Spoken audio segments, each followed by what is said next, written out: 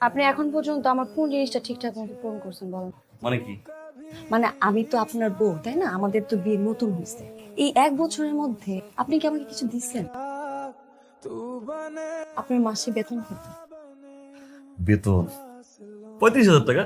বলো বেতন বন্ধ, তুমি জানো না? আমার বাসায় 5 জন মানুষ। 5 জন মানুষের পিছনে আপনার কি সমানভাবে খরচ করার কথা না? আচ্ছা, আমি তো আপনার বউ, তাই না? সেই জায়গা থেকে কি আমার একটু অধিকার আছে যে আপনি মাসে যেই টাকাটা পান কিংবা এই সংসার কিভাবে খরচ করেন এইটা জানার অধিকারটা কি আমার আছে? বাসা ভাড়া বাবদ গেছে 10,000, বাজার বাবদ 8,500 মতো, হুম। আব্বা 1,000 টাকা নিছে, হুম। প্রীতি 2500, আর আম্মার ওষুধ বাবদ 3700 মতো। এই কি হয়েছে তো আজকে? আপনি এখনই সব টাকা খরচ করে ফেলছেন। এখনো তো 8 দিন বাকি এই মাসে, কিভাবে চলবে? ঠিক আছে, বাকি মাসের হিসাব যেহেতু তুমি চাইছো, আমি একটা বিষয় তোমায় কখনো বলি নাই। আমি প্রতি মাস শেষে সামান্য কিছু অ্যামাউন্ট লোন করি, বেশি না, 3,000 5,000, এটাও পরের মাসে বেতন পাওয়ার পরে আবার পরিশোধ করে দিই, সমস্যা হয় না। আপনি যেই টাকা পান ওগুলার বাহিরে আপনি লোন করতে হয় আপনার। আপনি আমাকে কিছু দিবেন না? আপনি এখন থেকে আমাকে প্রত্যেক মাসে 5,000 টাকা দিবেন। লোন করে দিবেন না কিভাবে আনবেন এটা আমার দেখার বিষয় না। আমার 5,000 টাকা লাগবে। দিলাম, খুশি? আমার মামা ঠিকই বলছিল। কি বলছে মামা?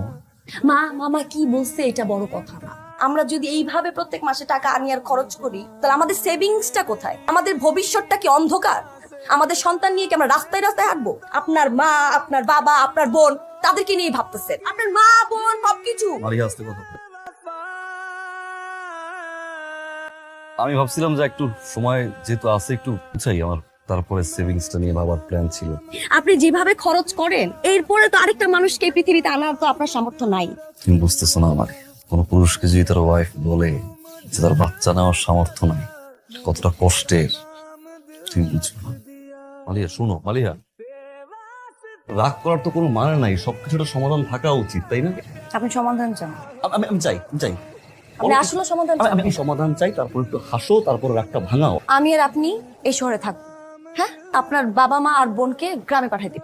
গ্রামে তো ছোটখাটো একটা বাড়ি আছে, তাই না? সেখানে থাকলো সমস্যা নাই তো। তাহলে আমাদের যে সেভিংস এর যে প্রবলেমটা ছিল ওইটা সমাধান হয়ে গেল।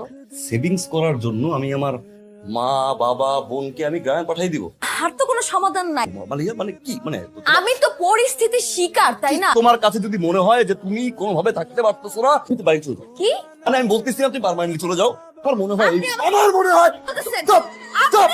আপনি কি বলবেন? কথা বলতেছি আমি। আপনি কি তোমার যদি বলবেন? মনে হয় তুমি কোনোভাবে থাকতে পারতেছো না, তুমি তো বাড়িতে যাও।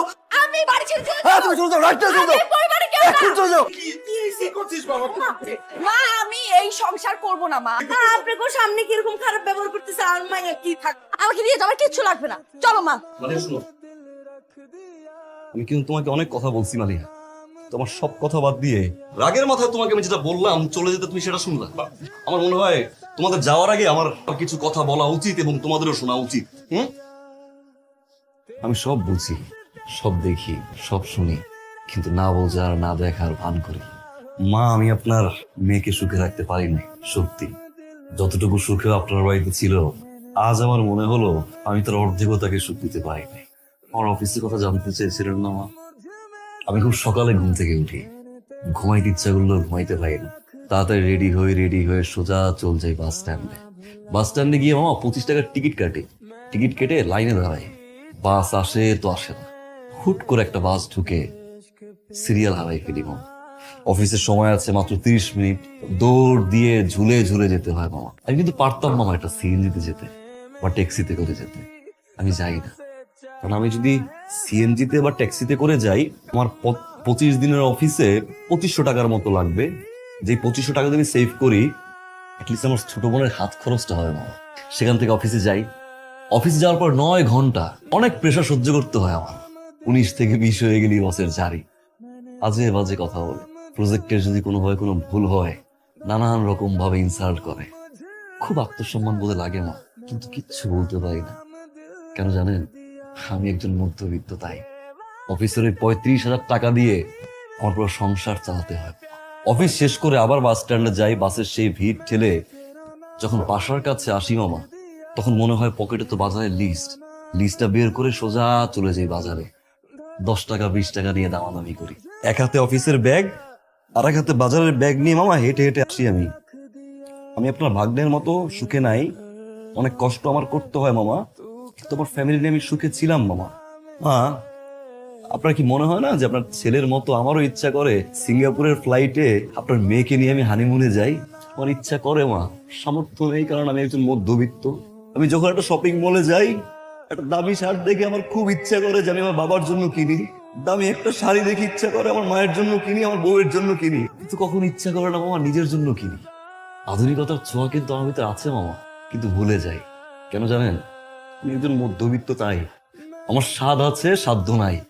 কিন্তু মা বিশ্বাস করেন, আমি 11 মাস সুখে ছিলাম, আমি 11 মাস শান্তিতে ছিলাম, কিন্তু আমি এখন আর সুখে নাই, আমি এখন আর শান্তিতে নাই মা। যে ঘরটাকে আমার স্বর্গ মনে হতো না, সেই ঘরটাকে এখন আমার নরক মনে হয়। কেন মা জানেন? আপনি এবং আমার প্রচন্ড বেয়াদব মামা সুন্দর মতো করে কেড়ে নিছেন। এত কষ্ট করে বাসায় যখন আসি, আসার পরে শার্টের বুতাম খোলার আগে আপনার মেয়েকে আমার হিসাব দিতে হয়। আমার 35,000 টাকা কোথায় যায়, 35,000 টাকা থেকে 35 পয়সা কোথায় খরচ হচ্ছে আমার হিসাব করতে হয়। একজন মধ্যবিত্ত কখনো কাঁদতে পারে না মা, কারণ তার কান্না শোনার জন্য কেউ থাকে না। আমি কাঁদতে ভুলে গেছি মা। আপনার মেয়েকে আমি দামি পোশাক দিতে পারি নাই, সুখে রাখতে পারি নাই, কিন্তু মা ভালোবাসতে পেরেছিলাম যেটা আপনার মেয়ে চেয়েছিল আমার কাছে। আমার যে কয়দিন পর্যন্ত এই নিঃশ্বাস আছে, আমার মায়ের জন্য আমি করব, আমার বাবার জন্য আমি করব, আমার ছোট বোনটার জন্য আমি করব। এতে যদি আমার কষ্ট হয়, আমার যদি রক্ত বিক্রি করতে হয়, যদি আমাকে কেউ ছেড়ে চলেও যায়, আমার কোনো আপত্তি নেই। মালিয়া, আমি তোমাকে অনেক ভালোবাসি, এটা সত্যি। আমি তোমাকে ছাড়া থাকতে পারবো না, এটাও সত্যি। সারা জীবন আমার দরজা তোমার জন্য খোলা থাকবে। তুমি যদি যেতে চাও যাও, আমার কোনো আপত্তি নেই। একটা বিষয় মনে রাখবে মালিয়া, আমার ঘরের দুয়ার সারা জীবন তোমার জন্য খোলা থাকবে। যেই দিন আসতে চাও তুমি আসবা, যেদিন আসবা সেদিন এটা মাথায় রেখে আসতে হবে, আমার পরিবার তোমার পরিবার, আমার মা তোমার মা, আমার বাবা তোমার বাবা, এটা মেনে নিয়েই তোমার চলতে হবে।